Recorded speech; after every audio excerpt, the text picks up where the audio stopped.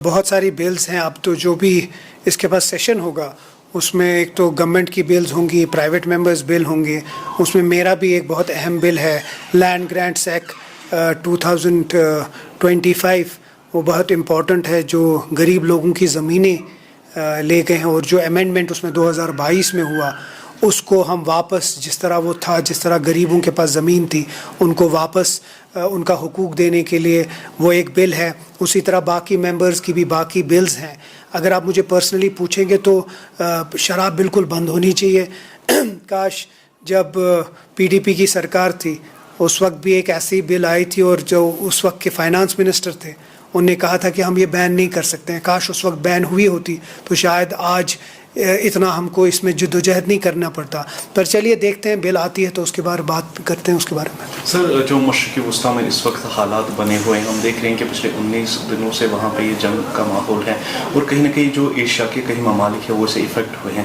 آپ مانتے ہیں کہ اگر یہ جنگ طویل عرصے تک رہی تو ہندوستان کو بھی خطرہ ہے, جس طرح سے LPG اور باقی جو؟ دیکھیں, پہلے تو مجھے لگتا ہے ہمیں سلام کرنا چاہیے ایران کو کہ وہ ایک واحد مسلم ایک کنٹری ہے جو کھڑی رہی, سر نہیں جھکایا, اور ابھی بھی جتنا بھی ان کے پاس کم ریسورسز ہے مسلمانوں کے لیے لڑ رہے ہیں. لیکن وہ سب کچھ مد نظر رکھے ایک بہت اہم سوال ہے کہ جو روزمرہ کی زندگی ہے لوگوں کی اس پہ ایفیکٹ ہو رہا ہے, اور بالکل ہو رہا ہے. چاہے وہ LPG ہے, چاہے وہ پیٹرول ہے, چاہے اس پیٹرول ان کی وجہ سے جو باقی روزمرہ کی چیزیں ہیں اس میں بھی ایفیکٹ آئے گا.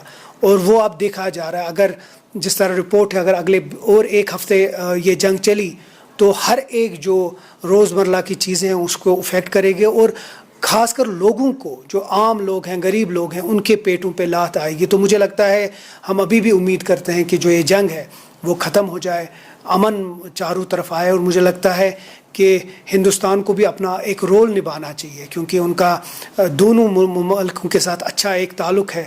ان کے ساتھ اگر نبھائیں اور یہ جنگ کا کسی طریقے سے خاتمہ ہو, وہ مجھے لگتا ہے آج کے ڈیٹ پہ بہت بڑی بات ہو گیا.